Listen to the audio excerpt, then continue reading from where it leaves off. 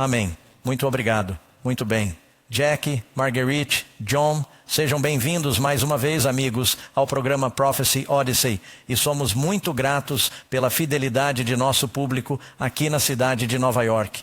Embora o tempo esteja um pouco chuvoso lá fora, vocês vieram e somos muito gratos por sua dedicação. Quero agradecer novamente aos nossos amigos que estão assistindo em todo o mundo, nossos amigos da 3ABN, Hope International, a Good News Network. E com sua permissão vamos fazer uma saudação especial. O pastor Ross e eu e nosso pastor Carlos, nossa igreja local, Granite Bay Hilltop Church. Que Deus os abençoe. Sabemos que estão se reunindo e estão assistindo. É claro que eles vão assistir em algumas horas porque é mais cedo lá, mas ainda estamos cumprimentando-os agora com antecedência porque estamos vivendo no futuro, porque este é um seminário de profecia. Amém? Muito bem. Então, esta noite temos um grande estudo de profecia. Esta noite, eu disse, será hoje à noite em algum lugar, algum dia. Esta manhã temos um estudo de profecia muito importante que tratará de uma mulher, uma criança e um dragão. E você não vai querer perder o que vem a seguir, porque vamos abordar algumas profecias bíblicas de força industrial nesta semana. Hoje à noite, por exemplo, falaremos sobre os espíritos do Armagedon. E depois falaremos sobre o anticristo, sobre o dia do julgamento, sobre a besta, o selo de Deus e as mensagens de revelação. E acho que vocês serão verdadeiramente abençoados. E para o nosso público de Nova York também, vocês devem ter ouvido. Estou em um programa especial hoje às 5 horas. Temos muitas pessoas que vieram de todo o país e que estariam aqui. E por isso vou compartilhar meu testemunho. Acho que eles também vão colocá-lo na FTV. Vou compartilhar meu testemunho das 5 às 6 horas aqui. E depois teremos um show, um pequeno intervalo e um breve show depois disso. Portanto, temos um dia inteiro no Senhor planejado com vocês. Amém. Muito bem, vamos entrar em nosso estudo. Número 8. Trata do assunto de uma mulher, uma criança e um dragão. E eu só quero mencionar, porque há pessoas que assistem a cada estudo pela primeira vez e talvez não saibam que as apresentações que estou compartilhando com vocês têm um formato de pergunta-resposta, estão repletas de escrituras, você pode consultá-las por si mesmo e você terminará com 15 lições e um programa bônus. No final desta série, forneceremos uma bela pasta. Os que estão aqui estamos dando a vocês como um presente. As pessoas que estão assistindo, basta acessar profeciodice.com e fazer o download das lições e como vocês já ouviram, elas estarão em vários idiomas diferentes. Portanto, aproveitem ao máximo. Tenho minha lição aqui na tela, o que facilita a leitura rápida com vocês. O estudo de hoje é baseado no capítulo 12 de Apocalipse. Se tiverem suas Bíblias, talvez queiram passar o dedo por lá agora mesmo, ou no dispositivo bíblico que estiverem segurando. Começando com um fato realmente surpreendente. Em 1954, uma menina de 4 anos foi raptada de sua casa em Colômbia, nas montanhas. E com a ideia de sequestrá-la e pedir um resgate, não sabemos exatamente o que deu errado, mas algo deu errado e eles não queriam matar a criança. Então a levaram por uma estrada de madeira na selva e a deixaram ir. Ela tinha 4 anos de idade. E é claro, ela chorou e lamentou por um tempo e não lutou tanto contra a sede porque chovia com frequência, havia água lá e o clima era um pouco ameno. Por isso ela não congelou. Mas ela vagava e procurava comida e por fim um grupo de macacos prego ficou intrigado com ela e começou a lhe dar comida. Ela viveu na selva por 5 anos. É uma história incrível, muitas vezes atormentada por insetos. Por fim, ela acabou tirando suas roupas. Ela seguiu um bando de macacos que a observavam da árvore que a adotou. Ela até chegou ao ponto de conseguir escalar muito bem. E aprendeu a procurar comida e permaneceu viva quando finalmente foi encontrada. Após esses anos de vida na selva, ela perdeu todas as inibições sociais naturais. Ela não tinha roupas. Esqueceu-se de como falar seu idioma. Não se lembrava de seu nome e nunca encontraram seus pais verdadeiros. Eles lhe deram o nome de Marina. Por fim, ela era jovem o suficiente para reaprender a falar inglês e espanhol. Ela se mudou para a Grã-Bretanha, casou-se e tudo isso está contido em um livro fascinante chamado The Girl with No Name, A Menina Sem Nome. Deus a proveu no deserto de maneira milagrosa. Atualmente ela tem quase 70 anos de idade e ainda consegue subir em árvores. a Bíblia fala sobre uma mulher que é um símbolo da igreja. Temos uma mulher verdadeira e uma mulher falsa em Apocalipse 12 e Apocalipse 17. Vamos estudar um assunto muito importante. Há cristãos em todo o mundo que frequentam igrejas diferentes. Como você sabe, qual é a igreja que importa? Existe uma igreja verdadeira? Você precisa mesmo ir à igreja? A pergunta mais importante que já foi feita foi quando Pôncio Pilatos perguntou a Jesus: o que é a verdade? Em seguida, ele se afastou de Jesus e não esperou pela resposta. Ele estava ali diante da pessoa que é a personificação da verdade. Ele disse: o que é a verdade? Com cinismo, ele se afastou, achando que ninguém pode realmente saber a verdade. As respostas que estamos ouvindo são reveladoras. Algumas pessoas dizem: bem, você tem a sua verdade e eu tenho a minha verdade, mas não existe verdade absoluta. O que você acredita é bom para você e o que eu acredito é bom para mim. Quantos de vocês gostariam de ir a um médico que está fazendo uma cirurgia no cérebro e pedir que ele diga: bem, eu acho que é um cérebro, mas ele acha que é um melão, portanto, o que quer que você acredite está certo. Ou quando você está no avião e está atravessando o oceano e o piloto entra no ar e diz: sei que alguns de vocês acham que existem leis absolutas da aerodinâmica, mas gostaria de fazer um experimento. Acho que este avião funcionará muito bem como um submarino, porque acredito nisso. E sou sincero. Você gostaria de entrar nesse avião? Ou quantos de vocês gostariam de saber que esse piloto aprendeu que há certas regras absolutas de aerodinâmica e aviação? E se você violar essas regras, haverá consequências terríveis, pois não há perdão. Existe uma verdade absoluta com relação a Deus e a vida eterna. Essa noção que se tornou popular na sociedade de que, bem, você tem a sua verdade e eu tenho a minha verdade, e quem pode saber o que é a verdade? Isso não é o que a Bíblia ensina. Deus diz: tua palavra é a verdade. Foi isso que Jesus disse. Existe a verdade. Jesus disse: eu sou o caminho, eu sou a verdade, eu sou a vida. Não acredite na mentira do diabo de que isso não importa e que desde que você seja sincero, quantos de vocês já foram sinceros? E descobriram que estavam errados e não ajudou o fato de terem sido sinceros? Certa vez eu estava atravessando o país de carro, indo da Califórnia para o Texas. Tarde da noite. Finalmente precisei de gasolina, saí no trevo e dei a volta. Isso foi antes de você ter GPS. Dei a volta algumas vezes e encontrei o posto de gasolina. Enchi o tanque, voltei para a rodovia e estava me sentindo muito bem, achando que faria um grande progresso. Mas quando estava descendo a Interstate 10, eu continuava vendo as placas que diziam Interstate 10. Elas diziam: estou na interestadual certa. Mas depois comecei a dizer: bem, eles devem ter uma cadeia desses restaurantes em todos os lugares, porque acabei de ver um há alguns quilômetros atrás e percebi que estava olhando para o mesmo restaurante e lá estava escrito Interstate 10 West. Bem, estou indo para o Texas, eu precisava estar indo para o leste. Eu estava perfeitamente feliz e sincero, mas nunca chegaria ao Texas indo na direção errada. Não importava o quanto eu fosse sincero.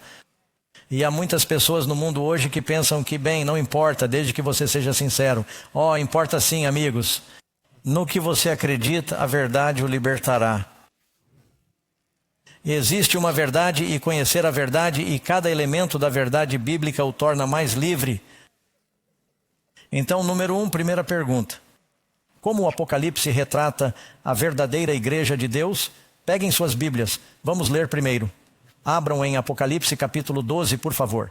Leremos alguns versículos aqui. Vamos ler a maior parte desse capítulo em nosso estudo desta manhã. E agora apareceu um grande sinal, versículo 1. Apareceu um grande sinal no céu. Uma mulher vestida com o sol e a lua debaixo dos pés. E sobre sua cabeça uma grinalda. Isso significa uma coroa, a Estéfanos, com 12 estrelas. E, estando grávida, gritava com dores de parto para dar à luz. Esta mulher está grávida. E outro sinal apareceu no céu, e eis que um grande dragão vermelho ardente, que tinha 7 cabeças. Quantas cabeças? 7 cabeças e 10 chifres. Quantos chifres? E 7 coroas em sua cabeça. E a sua cauda arrastava a terça parte das estrelas do céu e lançou-as sobre a terra. E o dragão se pôs diante da mulher que estava para dar à luz, a fim de devorar o seu filho logo que nascesse. E ela deu à luz um filho varão que havia de reger todas as nações com vara de ferro. E seu filho foi arrebatado para junto de Deus em seu trono. E a mulher fugiu para o deserto, onde Deus preparou um lugar para que ela fosse alimentada durante os 1260 dias em que foi alimentada no deserto. Agora vamos falar sobre isso e voltaremos à Bíblia em um instante. Então, a resposta, Apocalipse capítulo 12, o que diz sobre essa mulher? Diz o quê? Uma mulher vestida com o sol e a lua sob seus pés, e sobre sua cabeça uma grinalda de 12 estrelas, estando grávida de quê? Grávida, ela gritou em trabalho de parto. Ela está passando por dores de parto e dores para dar à luz. E ela deu à luz um filho homem que governará todas as nações com uma vara de ferro. Quem você acha que é? Esse filho varão é Jesus Cristo, ele é levado ao trono de Deus. Sabemos que Jesus ascendeu ao céu. Quem é a mulher? O que uma mulher representa? E na Bíblia, quando se fala sobre essa mulher, ela pode aparecer aqui antes de terminar. Mas a mulher representa a noiva de Deus, a igreja de Deus, amém?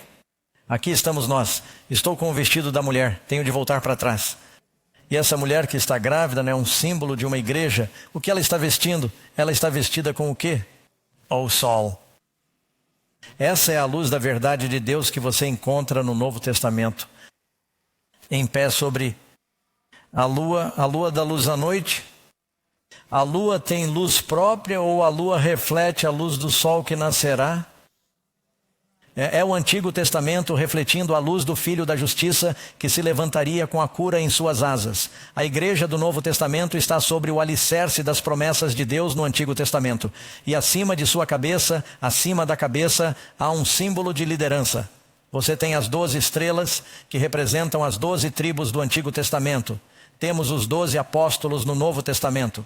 Temos até mesmo os 12 príncipes de Moisés liderando Israel, os 12 juízes de Israel no livro de Juízes. 12 é um símbolo de liderança. Essa é a igreja de Deus. Ele está vestido de sol, lua e estrelas. Quem fez o sol? Quem fez a lua? Veja em Gênesis. Quem fez as estrelas? Essa é a luz de Deus. A Bíblia diz à noiva: vocês são a luz do mundo. Assim resplandeça a vossa luz diante dos homens, para que vejam as vossas boas obras e glorifiquem a vosso Pai que está nos céus. Portanto, essa mulher representa a verdadeira igreja. Está bem? Isso diz. E como sabemos disso? Você leu em Jeremias 6, 2. A igreja de Deus é simbolizada por uma mulher. Comparei a filha de Sião a uma mulher amável e delicada. O sol representa a luz de Jesus. Salmo 84, Malaquias 4, 2, dando a vocês esses versículos. A lua representa as promessas na história do Antigo Testamento, sobre as quais a igreja foi edificada. Tudo isso estará em sua lição. As estrelas acima de sua cabeça simbolizam a liderança da igreja. E você leu sobre as estrelas, como diz o capítulo 1 de Apocalipse, que eram os ministros da igreja, era a liderança. Aquele que deve governar todas as nações com uma vara de ferro, esse menino homem é Jesus. Amém. E o dragão quer devorar o menino homem assim que ele nascer. Agora você vê essa mulher, mas ela está justaposta a uma mulher diferente da que você encontra em Apocalipse 17. Certo, voltemos às nossas Bíblias. Vá para Apocalipse capítulo 17 em sua Bíblia. Vamos começar no versículo 3. E você verá que essas duas mulheres são na verdade opostas. E essa mulher também existe no mundo de hoje. Apocalipse 17, comece no versículo 3. E ele, o anjo, levou-me em espírito a um deserto e vi uma mulher assentada sobre uma besta de cor escarlate que estava cheia de nomes de blasfêmia e tinha quantas cabeças? 7 cabeças e quantos chifres? Quando foi a última vez que você viu uma besta com 7 cabeças e 10 chifres? Elas não são tão comuns, não é mesmo? Quantos concordariam que essa é a mesma besta? A propósito, ela também aparece em Apocalipse 13. Essa besta que está tentando destruir a mulher em Apocalipse 12 está em cooperação com a mulher em Apocalipse 17. O que é uma mulher? Igreja. Portanto, temos uma mulher vestida com a luz de Deus. Mas essa mulher, e diz que ela está vestida, este é o versículo 4, de púrpura, escarlate, adornada com ouro, pedras preciosas, pérolas, todas as coisas que você encontraria na terra que podem ser feitas pelo homem. tendo na mão um cálice de ouro cheio de abominações e da imundícia da sua prostituição. E se você tiver alguma dúvida sobre essa mulher, ela tem em sua testa, as pessoas têm coisas em suas testas no Apocalipse, ela tem esse. Seló, mistério, tagarelice na grande, a mãe das meretrizes. Ela tem filhas que saíram dela, e das abominações da terra, e a mulher está embriagada com o sangue dos santos. Essa é a mulher errada. Você tem essas duas mulheres. Então, uma mulher representa o quê? Podemos usar a Bíblia e a profecia bíblica para tentar descobrir se Deus tem um povo no mundo de hoje? A Bíblia é bem clara, há a verdadeira mulher de luz e há uma falsificação. Uma está cavalgando com a besta, a outra está sendo perseguida pela besta. Não importa em que igreja você esteja. Você não quer estar com aquela mulher na Babilônia, porque ao ler Apocalipse, capítulo 18, 19, ele diz que a Babilônia será destruída. E isso remete à Torre de Babel, a adoração feita pelo homem que foi confundida e amaldiçoada por Deus. Em Gênesis, capítulo 11, essas são as chaves para entender essas coisas. Diz que uma mulher estava vestida de púrpura e escarlate, adornada com ouro, pedras preciosas e pérolas. Então, temos essa mulher montada em uma besta em Apocalipse 17. Essa besta é um grande poder perseguidor que encontramos. Se passarmos do capítulo 12 para o capítulo 13, você verá que a besta aparecerá novamente. Muito bem. Número 2. Quem é o... É o grande dragão vermelho? E o que ele tenta fazer? Agora vamos voltar ao capítulo 12. Esse grande dragão foi expulso, chamado de serpente da antiguidade. Chamada de quê? O demônio e Satanás.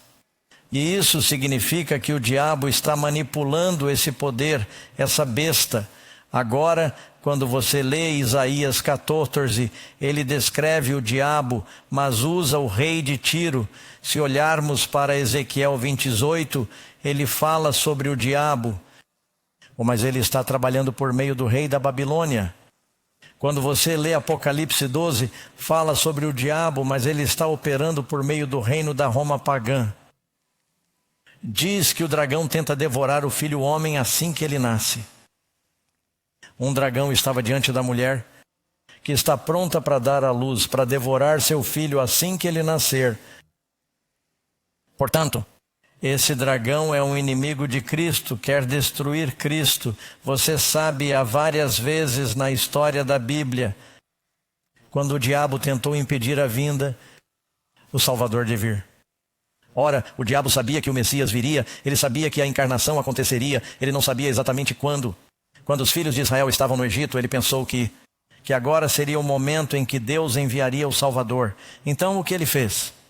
O dragão tentou destruir todos os bebês do sexo masculino.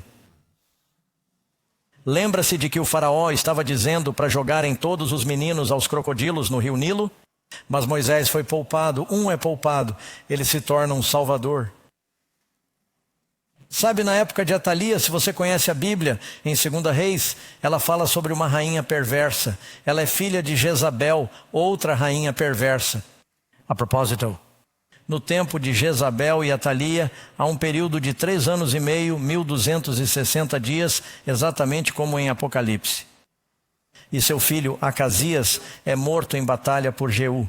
Ela não quer que um dos filhos de Davi governe. Atalia é pagã. Sua mãe, Jezabel, é pagã. Ela quer ser rainha. Bem, entre os judeus, eles tinham reis. Eles não tinham rainhas. Os homens governavam. Mas ela quer ser rainha. Então ela mata todos os bebês de Davi, os descendentes de Davi.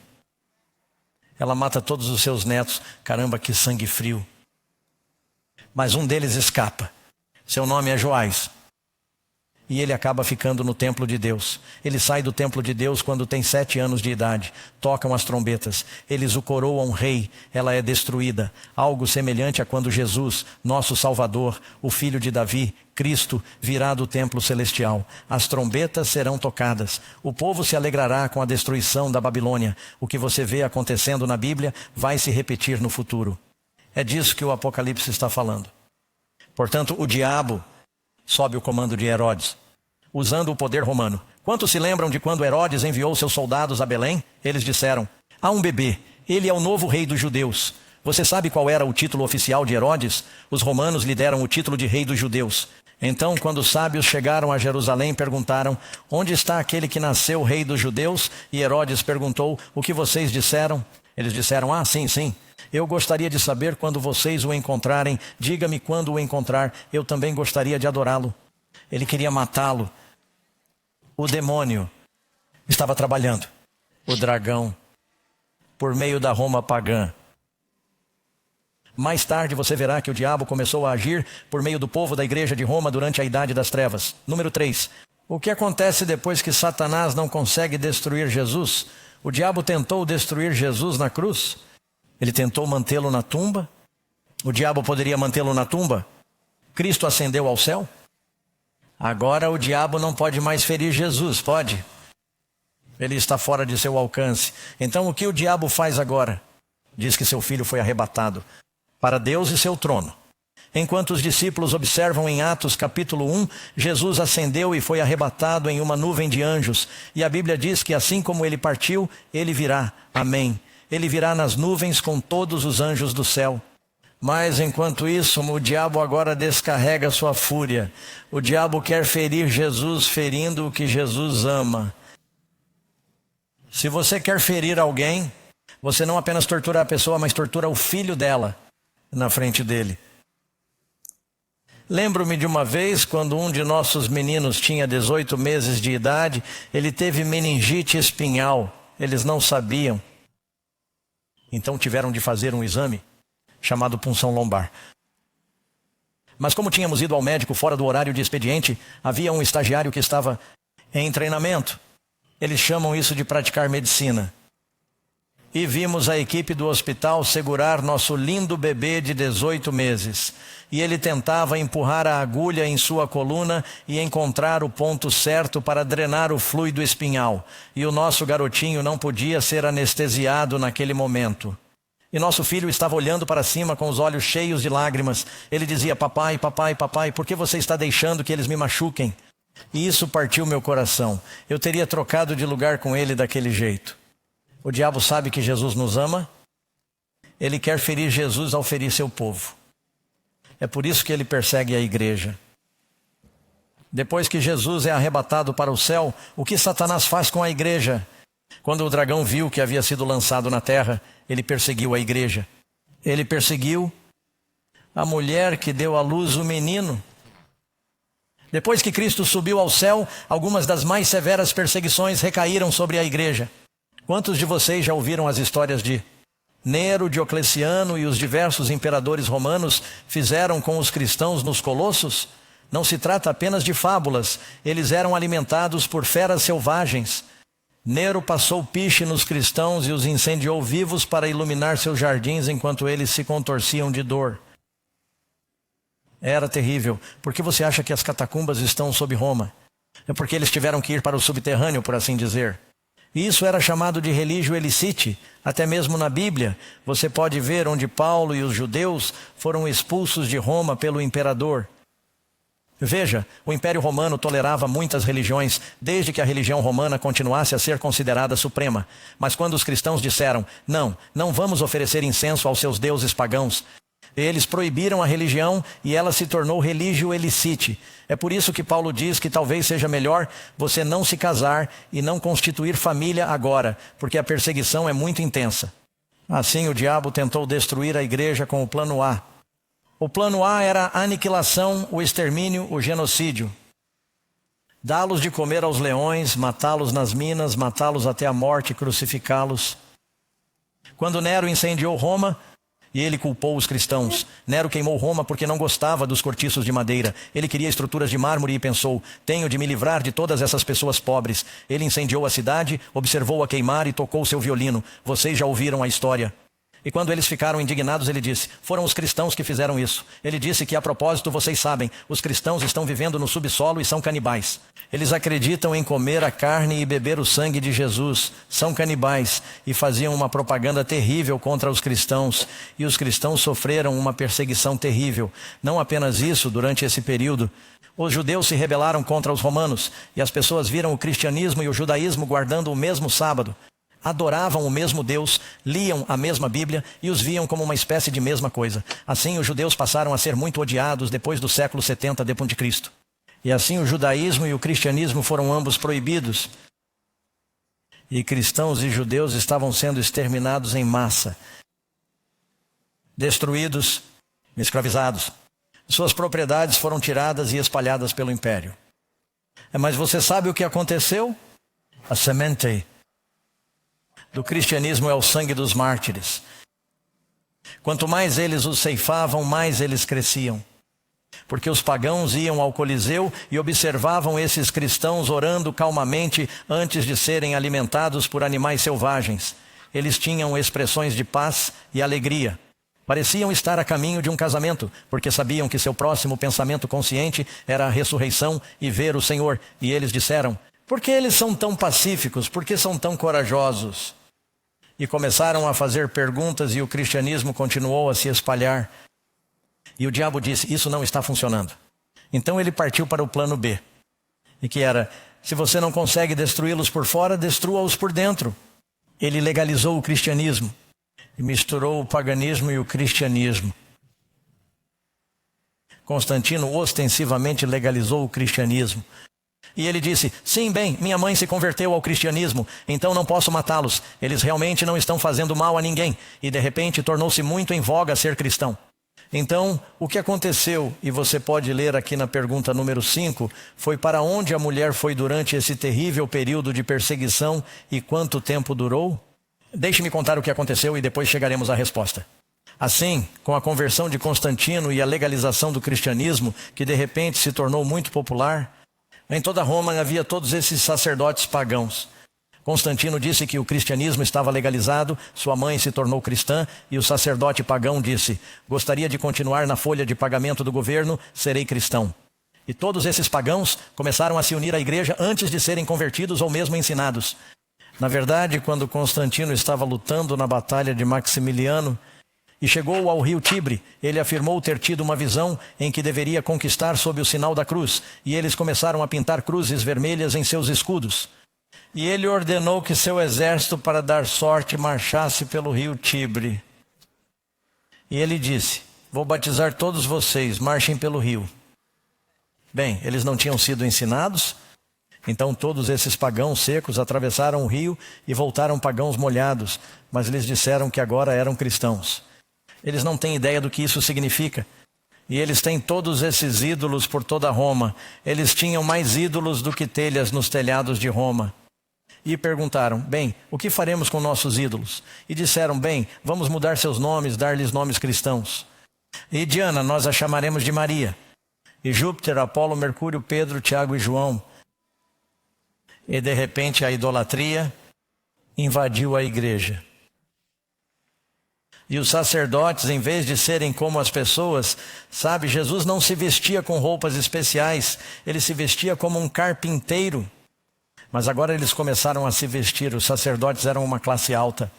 E eles disseram: é melhor não darmos as Bíblias para o povo. Se dermos as Bíblias ao povo, eles descobrirão que a salvação é um presente e nós a estamos vendendo. E se elas quiserem perdão, terão de pagar indulgências para a igreja. E de repente os sacerdotes se tornaram uma classe especial.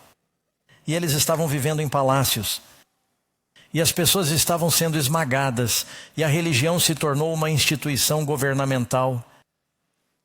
Foi assim que a capital do cristianismo mudou de Jerusalém para Roma.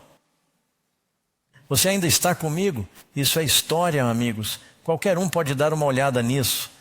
E de repente houve um tremendo compromisso. E ainda havia muitos cristãos sinceros em Roma. E eles estavam lutando contra esse compromisso. Mas de repente houve uma mistura entre o cristianismo e o paganismo.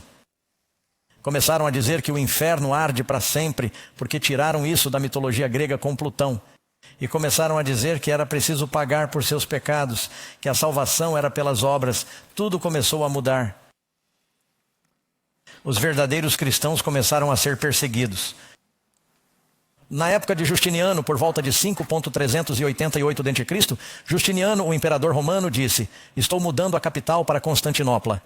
vou dar o bispo de Roma, agora será o chefe da igreja, nós o chamaremos de Papa Supremo, o Pai, o Papa. Isso aconteceu anos depois de Jesus. Jesus nunca disse que Pedro era o líder da igreja. Jesus é o líder da igreja. De fato, logo depois de Jesus dizer Pedro, por causa de sua declaração de que eu sou o Messias, sobre essa rocha de sua declaração, vou construir minha igreja. As portas do inferno não prevalecerão contra ela. Eu vou para Jerusalém e vou morrer. E Pedro disse, não, Senhor, não faça isso. Jesus se voltou para Pedro e disse, afaste-se de mim, Satanás. Na mesma passagem em que as pessoas dizem que ele é o primeiro Papa, Jesus o chama de Satanás. Totalmente incompreendido. Assim, os cristãos tiveram que fugir para o deserto. Observe, a mulher, agora ainda estamos em Apocalipse 12, está me acompanhando? E a mulher fugiu para o deserto, onde tinha um lugar preparado por Deus para que a alimentassem durante 1260 dias. Houve um período de grande perseguição porque a igreja em Roma se tornou uma instituição governamental que não apenas governava Roma, mas também começou a governar todos os impérios sob o Império Romano. E com a conversão de Clovis, o rei dos francos, surgiu o Sacro Império Romano. E quantos de vocês já jogaram xadrez?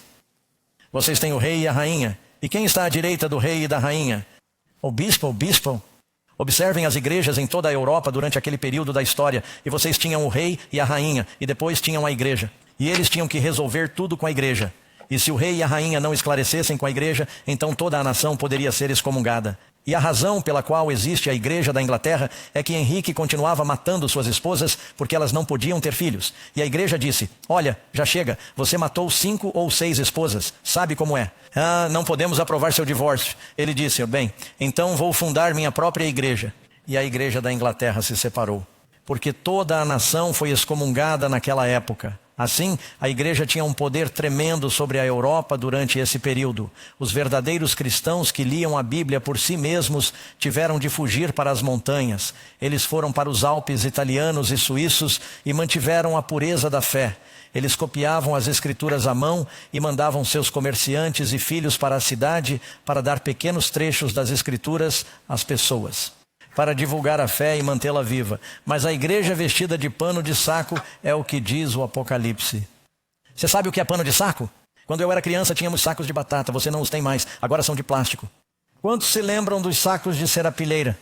É um tipo de tecido, mas é um tecido barato e a luz ainda pode passar por ele, mas fica obscurecida. E a igreja, a luz da igreja foi obscurecida durante esse período. Ela teve que se esconder. Você sabe quanto tempo isso durou? Desde o ano do Papa, quando o Papa se tornou o governante supremo, ele recebeu um exército e o cristianismo foi imposto por um exército. Jesus nunca nos disse para forçar as pessoas a serem cristãs. Até que Napoleão apareceu no ano do Papa, no ano do Papa, no ano do Papa, no ano do Papa e foi preso. Eles perderam seu poder universal e ele morreu em cativeiro. Desde o ano do Papa você tem 1260 anos.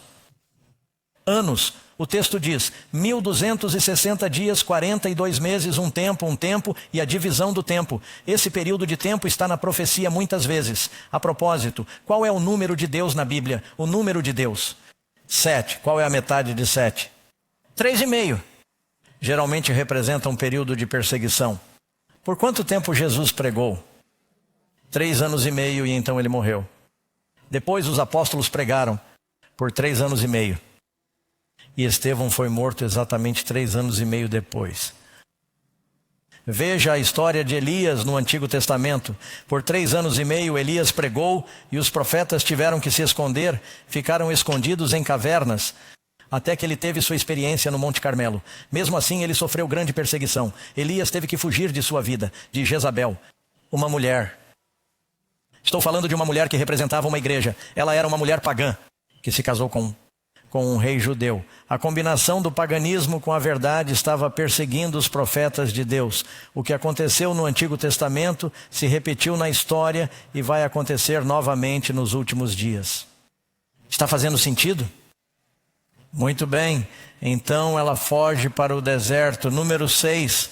Quais são as outras 2 marcas de identificação da verdadeira igreja de Deus? Você vai até o final do capítulo 12. Diz, E o dragão enfureceu-se contra a mulher e foi fazer guerra aos demais. Isso significa o remanescente de sua descendência que faz o quê? Guardam os mandamentos de Deus e têm o testemunho de Jesus. Se você ler o capítulo 8 de Isaías, ele diz: amarrem o testemunho, selem a lei entre os meus discípulos, a lei e o testemunho. Leia em Apocalipse 19, versículo 10. João está falando com um anjo, ele se prostra para adorar o anjo. O anjo diz: não me adore, não adore ninguém além de Deus. Não devemos orar a anjos, não devemos orar a estátuas. Diga amém. Ele diz: orem a Deus. Não se deve orar nem mesmo aos anjos. E o anjo disse: temei a Deus, eu sou um de seus servos que guardam o testemunho de Deus. O testemunho de Deus, pois o testemunho de Deus é o espírito de profecia. A lei e o testemunho, a lei e os profetas. Duas características. Leia em Isaías capítulo 8, versículo 20, de acordo com a lei e o testemunho. É a palavra de Deus. Se eles não falarem de acordo com essa palavra, não haverá luz neles. A palavra de Deus é dupla em sua natureza. 10 mandamentos, 2 tábuas de pedra. Você tem a Bíblia, o Novo e o Velho Testamento. Essas são as duas testemunhas em Apocalipse 11. Falaremos sobre isso em outra ocasião. Simbolizadas por Moisés e Elias, a lei e os profetas. E o povo de Deus terá a palavra de Deus. Agora você pode dizer: bem, sim, toda a igreja guarda os mandamentos, algumas delas. Não sei, amigos, Deus está procurando pessoas que acreditem em todos os 10. Deus não os chama de 10 sugestões. Elas não são chamadas de 10 boas ideias. Não são as 10 recomendações de Deus. São os 10 mandamentos de Deus. Amém. Todo mundo na cadeia guarda alguns deles durante algum tempo. Você os guarda quando está dormindo por algumas horas todas as noites. E mesmo assim você pode ter dúvidas. Deus está procurando pessoas que acreditam em todos os 10. Amém. Que guardem não apenas a letra, mas também o espírito da lei. Amém. Portanto, o dragão odeia especialmente esse grupo de pessoas. Número 7. Como Jesus disse que devemos demonstrar nosso amor por ele? Ele disse: o quê? Se você me ama, buzine. Ouvi falar de uma mulher que estava presa no trânsito e começou a tocar a buzina e sacudir o punho. Ela não sabia que o policial estava atrás dela. Ele saiu de seu carro e sacou sua arma e disse: saia do carro, mãos para cima. Contra o carro, ele a revistou. Verificou sua identidade. Ela perguntou: por que tudo isso? Ele disse: bem, eu vi a maneira como você estava gesticulando para o motorista à sua frente. E ouvi você buzinando e vi seu adesivo no para-choque. Buzine se você ama Jesus. Achei que você tinha roubado o carro. Precisamos estar vivendo isso também. Amém. A Bíblia diz: este é o amor de Deus, que guardemos os seus mandamentos. Não é tudo uma questão de amor, amigos? Amém. Número 8. Quais são as 3 mensagens angélicas que a Igreja de Deus do fim dos tempos estará pregando ao mundo? Resposta, e você leu sobre isso em Apocalipse 14, vá até sua Bíblia rapidamente.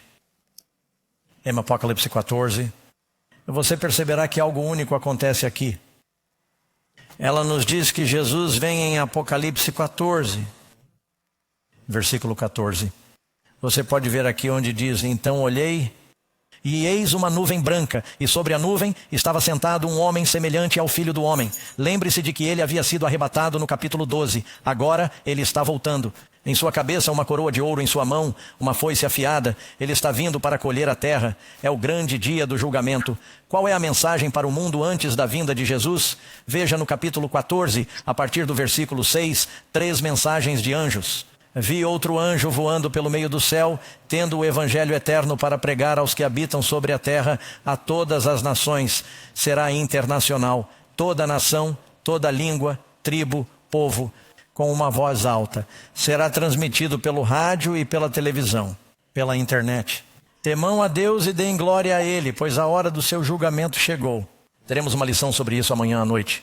Adorem-no nesse dia, chamando-nos de volta ao Criador e à verdade do sábado.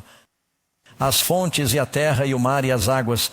E outro anjo o seguiu, dizendo: caiu Babilônia, caiu aquela grande cidade, porque ela deu a beber a todas as nações o vinho da ira da sua prostituição. E um terceiro anjo os seguia, dizendo com grande voz: se alguém adorar a besta na sua imagem e receber o sinal na testa ou na mão, esse beberá o vinho da ira de Deus, que se há de derramar com toda a força no cálice da sua indignação. Você não quer receber a marca da besta? Teremos uma lição sobre isso, amigos. Vocês não querem cometer esse erro. Então vamos dar uma olhada rápida nessas 3 mensagens dos anjos. Número 1, temam a Deus. Você o verá na tela. Digam a resposta comigo. Temei a Deus, dai-lhe glória, porque é chegada a hora do seu juízo. Vocês percebem que esse é o fim dos tempos? Você sabe que parte do julgamento de Deus acontece antes mesmo de ele chegar? Como você sabe disso? Ele diz: eis que venho e o meu galardão está comigo para ser dado a cada um. Será que Deus sabe quem vai subir e quem não vai quando ele chegar? Algum julgamento acontece. O julgamento deve começar na casa de Deus. Se o julgamento começa em nós, qual será o fim daqueles que não obedecem ao Evangelho? Citando a Bíblia, o julgamento chegou, a mensagem do segundo anjo e o adoram e adorá-lo. Sei que às vezes ainda não está na tela. O que está dizendo? Adorem aquele que fez o céu, a terra e o mar. E isso significa adorá-lo da maneira certa, no dia certo, a verdadeira adoração a Deus. Há muita adoração falsa hoje em dia. Há algumas pessoas, abençoado seja o seu coração, que vão à igreja e são enganadas por esses pastores. Eles dizem: mande-me seu dinheiro e Deus vai lhe dar uma caminhonete nova. Certo? Basta dizer que eles se aproveitam das pessoas, fazem uma adoração falsa. Resposta. E o próximo. E diz que outro anjo seguiu dizendo: caiu, caiu a Babilônia, aquela grande cidade, porque ela deu a beber a todas as nações o vinho da ira da sua prostituição. Haverá um julgamento sobre as pessoas que estão na Babilônia, mas Deus quer salvar a Babilônia. Ele tem o seu povo na Babilônia. Por que isso é mencionado? Durante o tempo de Jeremias, o rei Nabucodonosor, rei da Babilônia, conquistou Jerusalém, levou os judeus para a Babilônia e eles ficaram lá por 70 anos. Como você se sentiria confortável por 70 anos? Estamos aqui por apenas 3 semanas na cidade de Nova York e Karen e eu nos sentimos muito confortáveis em nosso quarto de hotel. Talvez fiquemos por aqui. Mas depois de 70 anos, quando Deus disse: agora vocês estão livres para voltar, eles disseram: bem, nós até que gostamos da Babilônia. Aprendemos o idioma, aprendemos os costumes. Nós mesmos somos um pouco babilônios. E ele não conseguiu tirar seu povo da Babilônia. Ele disse: mas o julgamento está vindo sobre a Babilônia. Os persas vão destruí-la. Vocês não querem ficar lá. Voltem para casa. Se Deus está dizendo ao seu povo na Babilônia hoje, eles estão misturados em falsas religiões, falsas igrejas. A Babilônia vai cair, as pragas cairão sobre a Babilônia, as 7 últimas pragas sairão dela, meu povo. Jesus tem seu povo na Babilônia, ele os está chamando para sair. E um terceiro anjo os seguiu dizendo: se alguém adorar a besta na sua imagem e receber o sinal dela na testa ou na mão, beberá o vinho da ira de Deus. Beberá o vinho da ira de Deus, e esse é o mesmo vinho que a Babilônia embebedou. Pessoas se embriagarem com seu vinho. Número 9. Para quem a igreja de Deus pregará essas mensagens nos últimos dias? Para onde ela vai, o evangelho eterno? Tendo o evangelho eterno para pregar a quem? A todas as nações. Agora, se acabamos de lhe mostrar esta noite fatos surpreendentes, somos apenas um ministério. Fatos surpreendentes neste momento, apenas por meio deste programa que está sendo transmitido para 15 grupos de idiomas diferentes. Há 8 bilhões de pessoas no mundo hoje. 7 bilhões de pessoas falam um desses idiomas como primeiro ou segundo idioma. E nós somos apenas um ministério cristão. Jesus disse que o evangelho será pregado em todo o mundo, então virá o fim. Amigos, vocês estão vivendo na geração que verá esse cumprimento, creio eu. Você está pronto para a vinda de Jesus? Que especificações Deus deu em sua palavra para nos ajudar a identificar sua igreja do tempo do fim? Bem, vamos dar uma olhada em alguns desses critérios. Resposta A. Vamos reavaliar o que acabamos de ler em nosso estudo. Ela aparecerá e fará seu trabalho visível depois de emergir do deserto em 1798. Agora, tenho que parar aqui e dizer algo a vocês. Acredito que Deus tem um remanescente. Você sabe o que é um remanescente? É o restante. Quantas de vocês, senhoras, já costuraram alguma coisa? Você vai à loja e compra um resto. Quando tiro minha carteira, todos ficam muito quietos. Por algum motivo. Ok, o que eu tenho aqui? Tenho uma nota de $10. Está bem. Quando eles fazem o tecido na fábrica, no tear, eles pegam os parafusos, sabe, o tubo de papelão, e começam a enrolar o tecido no tubo de papelão, certo? O que vai primeiro? Aí eles enrolam tudo e então as pessoas vão à loja e dizem, gostaria de comprar um pouco. E compram pequenos pedaços e os cortam e compram o que precisam para seus travesseiros e suas cortinas. E cortam o tecido. E finalmente alguém dirá, bem, eu só preciso de uma parte. Eu tenho esse pedaço que sobrou. Como se chama isso? É um retalho, é o que fica no final. Mas você sabe o que está no final? É o que foi colocado primeiro. O que sai no final é o que começou primeiro. A igreja de Deus nos últimos dias seguirá as escrituras da mesma forma que a igreja seguiu no início. A Bíblia diz que voltaremos à fé que uma vez foi entregue aos santos. A Bíblia nos diz que haverá um remanescente. Deus salvou um remanescente nos dias de Noé, certo? Ele salvou um remanescente chamado Abraão de Babel. Ur dos caldeus, ele salvou um remanescente da Babilônia. E depois da perseguição de 1260 anos e de a igreja ter se tornado clandestina, houve um grande movimento de reavivamento que ocorreu há cerca de 150 anos, em que cristãos de todas as origens diferentes disseram, vamos descobrir o que a Bíblia realmente diz. Jesus não quer que sejamos divididos por nossas denominações. Vamos orar pelo Espírito e abrir a palavra, ajoelhar-nos e passar noites em oração e voltar à Bíblia. Esse foi o nascimento do movimento que está lhe trazendo este seminário. Agora você diz, bem, que igreja é essa? Não gosto de chamá-la de denominação, mas nos chamamos adventistas do sétimo dia. Não costumo dizer isso porque não gosto de me gabar. Sou um cristão adventista do sétimo dia. É muito simples. Significa que acreditamos em guardar todos os mandamentos, inclusive o sétimo. E acreditamos que Cristo está voltando. É a esperança abençoada. Estamos dizendo às pessoas, preparem-se, preparem-se, preparem-se. E nós estamos, você sabe, na América do Norte. A igreja adventista do sétimo dia é eleita a igreja mais diversificada etnicamente, pois temos pessoas de todas as origens diferentes e é a igreja protestante que mais cresce no mundo atualmente.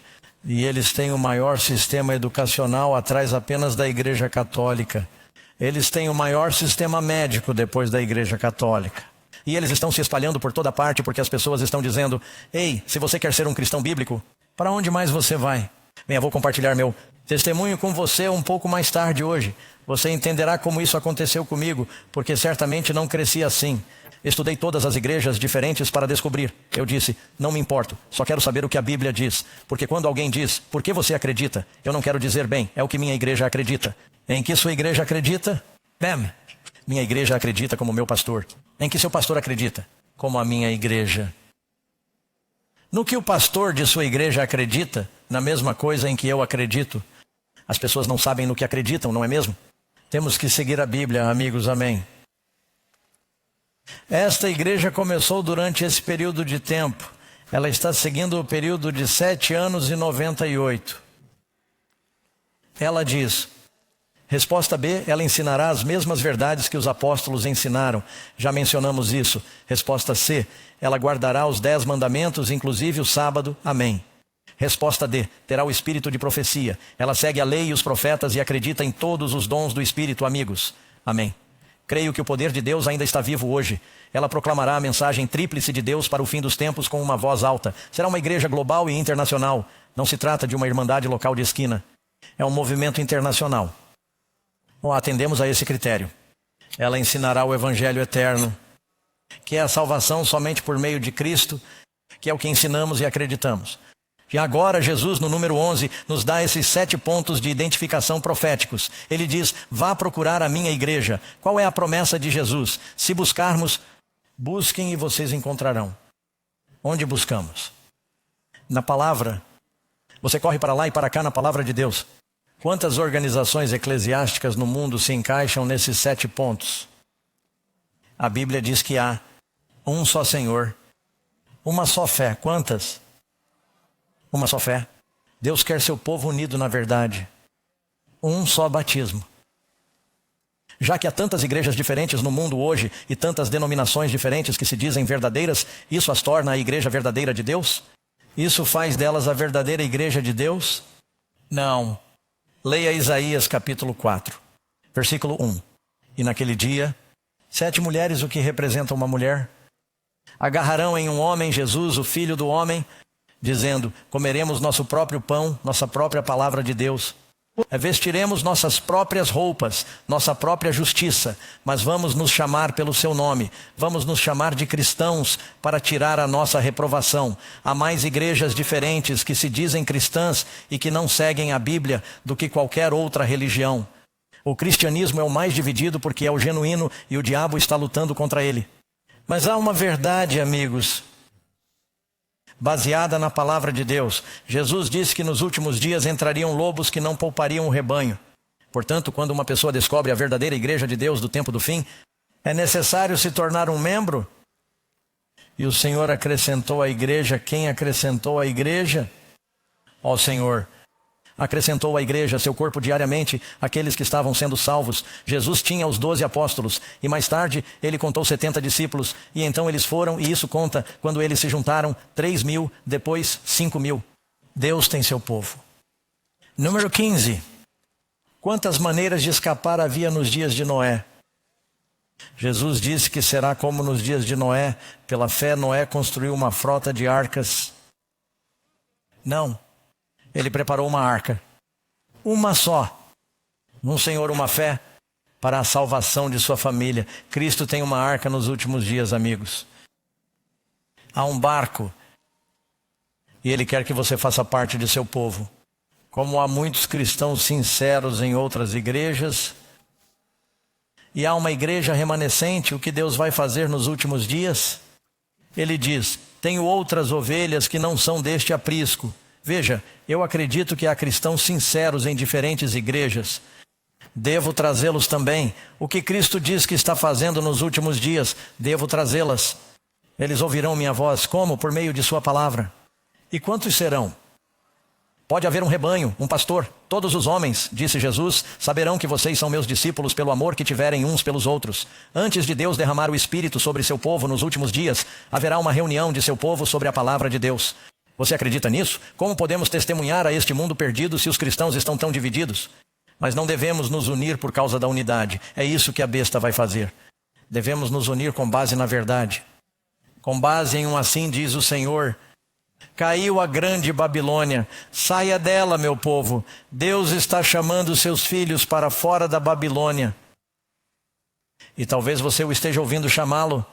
Jesus o está chamando hoje para entrar na segurança de sua grande igreja do fim dos tempos. Vocês são muito preciosos para Ele, amigos, e Ele quer que você seja salvo. Agora eu vou fazer um convite, uma decisão agora mesmo. Gostaria de ter nossos contínuos, nossos anfitriões de fila. Temos um cartão que queremos lhes dar. Uma coisa é eu pregar essas coisas, mas outra coisa é as pessoas dizerem que essa é a verdade. E hoje, enquanto ouço a voz dele, vou fazer algo. Você em casa também pode participar. Você pode fazer o download desse cartão diretamente da internet. Demos a você um cartão, com um lado em espanhol e outro em inglês. Você pode fazer o download em casa. 4 perguntas simples. Estou convidando-os a tomar uma decisão. Pergunta número 1. Aceitei Jesus como meu salvador pessoal e desejo segui-lo aonde ele me levar. Sua resposta é sim? Marque-a em seu cartão. Pergunta número 2. Vejo na Bíblia que Deus tem um povo remanescente nestes últimos dias. Está claro que Ele tem um povo? Deus não mudou. Marque sim, você acredita nisso. Aqui está o mais importante. Desejo adorar em espírito e verdade e gostaria de me unir à igreja remanescente de Deus. Você quer saber como faço para me tornar parte desse corpo? Esse movimento que está varrendo o mundo todo. Marque sim aí se o Espírito de Deus estiver falando com você. E a 4ª pergunta, se você tiver dúvidas sobre isso, que você ainda gostaria de entender melhor, então vá em frente e marque-a. Por favor, coloque suas informações de contato. Ninguém vai incomodá-lo. Mas queremos orar com vocês, amigos. Agora, quando sairmos do ar, estarei orando com o nosso público de Nova York. Aqueles de vocês que estão liderando seus grupos ao redor do mundo, esperamos que orem com seu grupo. Nesta reunião vai ficar cada vez melhor daqui para frente. Vocês não vão querer perder os programas que estão por vir. Hoje à noite falaremos sobre os espíritos do Armagedon. Algo que está acontecendo no mundo hoje. Você não vai querer perder isso. Amanhã é o julgamento. Amanhã é o julgamento, né? O testemunho aqui, às 5 horas de hoje e um pequeno concerto em seguida. Mas não queremos que vocês percam isso, amigos. Depois de preencherem seus cartões, por favor, passem-nos de volta para os corredores e poderão enviar seus cartões para nós que estamos assistindo online. Que Deus os abençoe. Nós os veremos hoje à noite.